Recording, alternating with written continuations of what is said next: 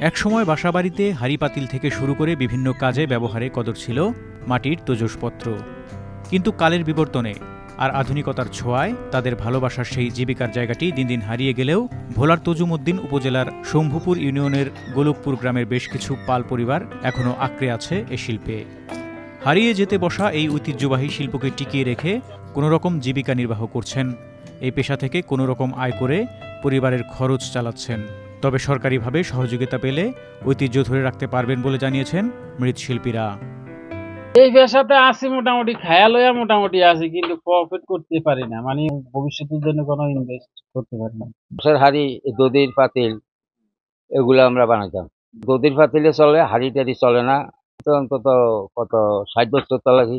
এরপরে আমার আগে বাবা করছে, বাবার আগে দাদাই করছে। 100 টাকা দিয়ে পিতলা কলস পাওয়া যায়, আর আমাকে এটি 50 টাকা করে মানে নিতে রাজি না।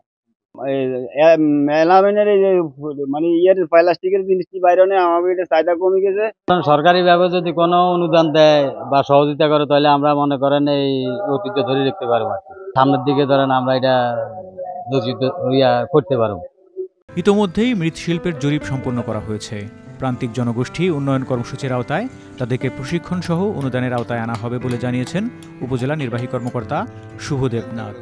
উপজেলায় আমাদের শম্ভুপুরের গোলকপুর নামক একটা গ্রাম রয়েছে, সেখানে আমাদের কিছু পরিবার রয়েছে যারা এখনো মৃৎশিল্পের সাথে জড়িত। এটি আমাদের বাঙালির একটি ঐতিহ্যের একটি অনবদ্য অংশ। তাদেরকে সুরক্ষা প্রদানের স্বার্থে আমরা সরকারের পক্ষ থেকে কিছু কার্যক্রম ইতিমধ্যে রয়েছে। আমরা ওনাদেরকে জরিপ সম্পন্ন করেছি। আমরা আশা করছি অতি সত্বর ওনাদেরকে প্রান্তিক জনগোষ্ঠীর উন্নয়ন কর্মসূচির আওতায় তাদেরকে প্রশিক্ষণ সহ অনুদানের একটা ব্যবস্থা হয়তো আমরা করে দিতে পারবো। এটি একটি চলমান কার্যক্রম, আশা করছি এটা দ্রুত হতে পারবে।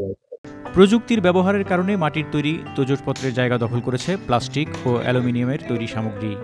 ফলে একসময় জৌলুস আর দাপট থাকা এই শিল্প আজ হারিয়ে যেতে বসেছে। ভালো নেই এ পেশায় থাকা কারিগর ও বিক্রেতারা।